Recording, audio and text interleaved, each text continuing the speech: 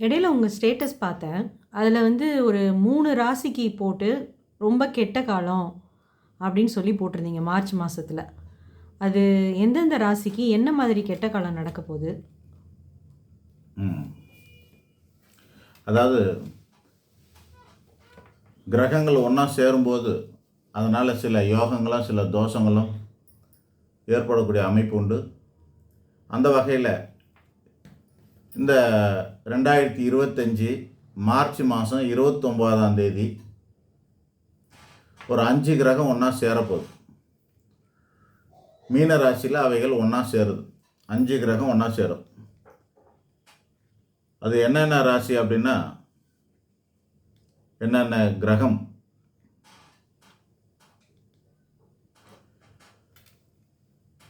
மீனத்தில் சுக்கிரன் இருக்கும், சனி இருக்கும், ராகு இருக்கும், சூரியன் இருக்கும், சந்திரன் இருக்கும், புதன் இருக்கும்.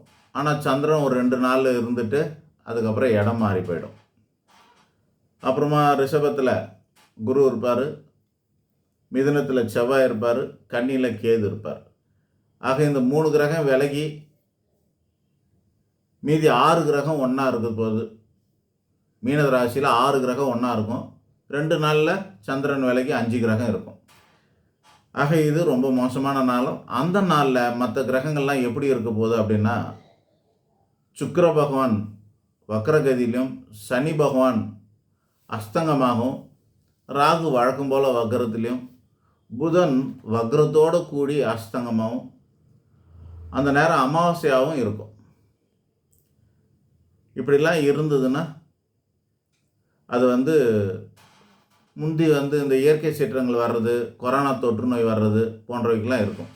நான் 2019 டிசம்பர் 25ஆம் தேதி நான் இந்த மாதிரி ஃபேஸ்புக்லேயும் வாட்ஸ்அப்லேயும் நான் இந்த மெசேஜ் அனுப்பியிருந்தேன். நமக்கு தெரியாத வகையில் உலகம் பாதிக்கப்படும், ஸ்தம்பித்து போகின்ற வார்த்தையை பயன்படுத்தி நம்ம போட்டிருந்தோம். ஆதாரங்கள் இருக்குது. அப்போ தான் சைனாவில் டிசம்பர் 25-26 தான் சைனாவில் தான் கொரோனா ஸ்டார்ட் ஆகிடுச்சு. அப்புறம் ஒரு 3 மாதத்தில் இந்தியாவுக்கெல்லாம் வந்துடுச்சு. ஏப்ரல்லேருந்து ஷட்டவுன் ஆகிடுச்சு, ஸ்தம்பித்து போனது. அந்த மாதிரியான ஒரு சூழல் இந்த வருஷம் கூட இருக்குது. அப்படியே அந்த மாதிரி உலகத்தில் இப்படிலாம் நடக்காமல் போனாலும் சில பல பாதிப்புகள்லாம் ஏற்படக்கூடிய அமைப்புகள் உண்டு. சில ராசிக்கு அந்த மாதிரி இருக்கும். ஒரு ஜாதகத்துக்கு 6, 8, 12 மறைவு ஸ்தானம், துன்பமான இடம்னு பேர். அந்த இடத்துல கிரகங்கள் சேரக்கூடாது. அந்த வகையில் சிம்ம ராசிக்கு 8ஆம் இடத்துல 6 கிரகங்கள் ஒன்று சேருது.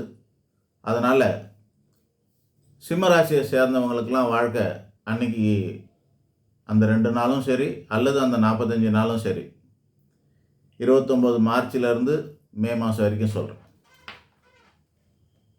மே 15 வரைக்கும் இருக்கும். அந்த 45 நாளில் சிம்மராசிக்காரங்கள் பலருக்கும் பலவிதமான பெரிய பெரிய துன்பங்கள் வரக்கூடிய அமைப்பு உண்டு. துன்பத்தின் பெயரே காரணத்தையோ எந்த விதத்திலையோ அப்படின்னு சொல்லக்கூடாது. அது ஆகாத காலம், போதாத காலம். சிம்மராசிக்கு வயசானவங்களாக இருந்தால் அவங்களுக்கு மரண பயமோ மரணத்துக்கு ஒப்பான துன்பமோ ஏற்படக்கூடிய அமைப்பு ஏற்படலாம். இள வயசுக்காரங்களுக்கு வேறு வேறையாக இருக்கலாம். ஆக மொத்தத்தில் சிம்மராசிக்கு மார்ச் 29 ஒரு மோசமான சூழல் உருவாகும். அதெல்லாம் நிவர்த்தி ஆகிறதுக்கு மே 15 ஆகிடும். அடுத்ததாக துலா ராசிக்காரர்களுக்கு அதை நான் 100% சொல்லுவேன். சிம்மராசிக்காரங்க 100% எல்லா ராசி அந்த சிம்மராசி சார்ந்த அனைவரையும் பாதிக்கும்னு சொல்லுவேன். 100% பாதிக்கும், யாரையும் விட்டு வைக்காது. ஆனால் ஒருத்தர் 2 பேருக்கு அது பெரிய அளவுலையும், மற்றவங்களுக்கெல்லாம் கொஞ்சம் கூடுதலாக குறைவாக இருக்கும். அது என்னன்னு மொத்தமாகவே நான் கடைசியாக சொல்கிறேன். துலா ராசிக்காரர்களுக்கு 50% பாதிப்புகள் ஏற்படும். கடன் வழக்கு, வியாதி, சண்டை, சச்சரவு, நோய் நொடி போன்ற உபாதைகளாலையும், பல அவமானங்களாலையும், சில பிரச்சனைகளாலையும், கண்டங்களாலையும் பாதிக்கப்படக்கூடிய அமைப்பு 50% இருக்கும் அளவு. அது துலா ராசிக்கு. மேசராசிக்கு அந்த மாதிரி இருக்கும். ஆனால் அவங்களுக்கு ஒரு 25% சொல்லலாம், அல்லது விரயத்தோடு முடிஞ்சிடலாம். அலைச்சல், விரயம், துன்பம் அப்படிங்கிற மாதிரி அந்த வகையிலே அது முடிஞ்சு போயிடலாம். ஆக மேஷத்துக்கு 25% பாதிப்பும், துலாம் ராசிக்கு 50% பாதிப்பும், சிம்ம ராசிக்கு 100% பாதிப்பும் இருக்கக்கூடிய அமைப்பு உண்டு.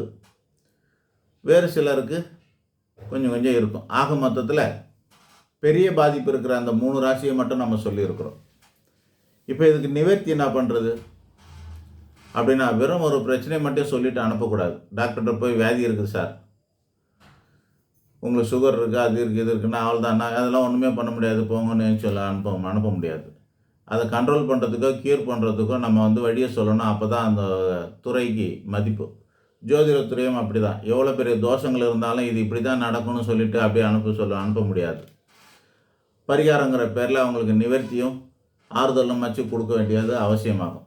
அது எந்த வகையில் ஆறுதல் கொடுக்கலான்னா, கோச்சார கிரகங்கள் அப்படின்னும் போது அனைத்து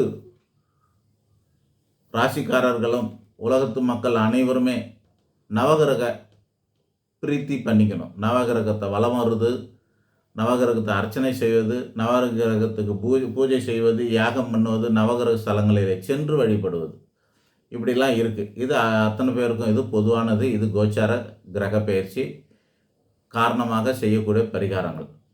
அடுத்ததாக என்ன பண்ணலாம் அப்படின்னா, பர்டிகுலராக நான் எப்போவுமே இந்த கோயிலுக்கு போங்க அந்த கோயிலுக்கு போங்கன்ற வார்த்தையை நம்ம பயன்படுத்துறதில்ல. இங்கேருந்து நம்ம சென்னையில் இருப்போம், இங்கே இருக்கிறவங்களுக்கு கொண்டு போய் கன்னியாகுமரியில் இருக்கிற ஒரு கோயிலுக்கு போங்கன்றது, அந்த மாதிரி ஒவ்வொன்றுத்துக்கும் ஒரு ஊருக்கு போங்கன்னு சொல்கிற அந்த பரிகாரத்தை நம்ம தர்றதில்லை. நான் அந்த தெய்வத்தை வழிபடணும், அவ்வளோதான். அது உங்கள் வீட்டு பக்கத்துலேயே இருந்தால் கூட சரி தான். எந்த ஊரில் இருக்குதோ அதில் பண்ணுங்கள். அங்கே பக்கத்தில் அருகாமையில் இருக்கக்கூடிய புராதன கோயில் அல்லது பரிகார ஸ்தலங்களுக்கு தான் ரொம்ப நல்லது. அடுத்தது அல்லது அதுவும் இல்லாட்டி என்ன பண்ணலான்னா, நம்ம ஆகம விதிப்படி கட்டப்பட்ட முறைப்படி ஒழுங்குபடுகின்ற கோயில்களில் போய் பரிகாரங்கள் செய்வது நல்லது. அது இல்லாமல் தனிப்பட்ட முறையில் செய்கிறதா இருந்தால் ஒவ்வொரு ராசிக்காரர்களும் அவர்களுடைய தசா புத்தி காலங்கள், அவருடைய ஜாதக குறைபாடுகள், இவைகள் மூணுத்தையும் கவனித்து ஒவ்வொருத்தருக்கும் அவருடைய ஜாதக குறைபாடுகள் என்னன்றதை பார்த்துட்டு, இப்போ நடந்துக்கிட்டு இருக்கிற தசா புத்தி என்னங்கிறத பார்த்து அதுக்கேற்ற மாதிரி பரிகாரம் செய்து கொள்வது அவசியமாகும். அதில் பர்டிகுலராக பரிகாரம் செய்தே ஆக வேண்டிய ராசிகள் மேஷராசி, துளாராசி, சிம்மராசி. இந்த 3 ராசிக்காரர்கள் அவசியம் பரிகாரத்தை செய்தே தீர வேண்டும் அப்படிங்கிற கட்டாயத்துக்கு தள்ளப்பட்டிருக்காங்க. இது பயங்காட்டுறேன், நெகட்டிவாக இருக்குது அப்படின்னு எடுத்துக்கிறது இருந்தால் அது உங்களோட இஷ்டம். எச்சரிக்கையாக சொல்லியிருக்கிறோம், வருமுன் காக்கணும் அப்படிங்கிறதுக்காக புயல் வரப்போதும் அப்படின்னு சொன்னால் அது நெகட்டிவாக வார்த்தையாது. புயல் வரப்போகுதுன்னு அபசகுணமாக சொல்கிறியே அப்படின்னு சொல்ல போகிறீங்களா? அல்லது அது புயல் வந்தால் கடலில் இறங்கக்கூடாதுன்னு சொல்லி நம்ம முன்கூட்டியே நல்லபடியாக இருக்கிறது நல்லதா? எச்சரிக்கையாக சொல்கிறதெல்லாம் நீங்கள் நெகட்டிவாக எடுத்துக்கக்கூடாது. இன்சூரன்ஸ் போடுறது நெகட்டிவ் கிடையாது, அபசகுணம் கிடையாது. அது ஒரு பாதுகாப்பு. அது முன்னாடியே செஞ்சு கொள்கிற பாதுகாப்பு. ஹெல்மெட் போடுறது, சீட் பெல்ட் போடுறது, இந்த மாதிரியான விஷயங்களெல்லாம் எதாக இருந்தாலும் சரி. நம்ம தேட்டர்லலாம் அந்த காலத்துலலாம் ஸ்க்ரீனுக்கு கீழே பக்கெட்டாக ஒரு 50 பக்கெட்டை மாட்டி விட்டு அதிலெல்லாம் மணல் கொட்டி வச்சுருப்பாங்க. தீன்னு எழுதி வச்சுருப்பாங்க. இப்போல்லாம் சிலிண்டர் வச்சுருப்பானுங்க எமர்ஜென்சிக்குன்னு சொல்லிட்டு. ஆக எமர்ஜென்சிக்குன்னு சொல்கிற மாதிரி, அவசர காலத்துக்குன்னு சொல்கிற மாதிரி ஒரு ஆபத்தான சூழ்நிலைக்கு நம்ம தயாராக இருக்கிறது நல்லது. அந்த அடிப்படையில் தான் சொல்கிறோம். இதை நெகட்டிவாக எடுத்துக்காதீங்க, இதை தற்காப்பாக எடுத்துக்கோங்க. முன்கூட்டியே இது நம்ம உங்களுக்கு எச்சரிக்கை செய்கிறோம், இதை பார்த்து எடுத்துக்கங்க. இது கூட இந்த வீடியோ ஏன் போடுறோன்னா, ஸ்டேட்டஸ் போட்டுட்டோம் நம்ம, இது இவங்க கேட்குறாங்க அவங்களுக்கு மட்டும் இல்லை. இந்த வீடியோ ஒரு எவிடன்ஸ் தான். நான் முன்கூட்டியே சொன்னேன், நீங்கள் இதை பார்த்தும் சில பேர் விட்டுடுறாங்க. சரியா ரெஸ்பான்ஸ் இல்லை. நம்ம இதை கருத்தை போட்டு ரொம்ப நாள் ஆகுது. அந்த கருத்து போட்டு நாங்கள் ஒரு மாதத்துக்கு மேலே ஆயிடுச்சு. ஆனால் ஒரு 10 பேர் கூட அதை பண்ணாமல் இக்னார் பண்ணிட்டாங்க. அதுக்கு ரெஸ்பான்ஸ் பண்ணாமல் இக்னார் பண்ணிட்டாங்க. அது மாதிரி பண்ணாங்கனாக்கா அந்த பாதிப்புகள்லாம் அடையிறதுக்கான வாய்ப்புகள் நிறைய இருக்கும். பாதுகாத்துக்குங்க. நல்லது. நன்றி.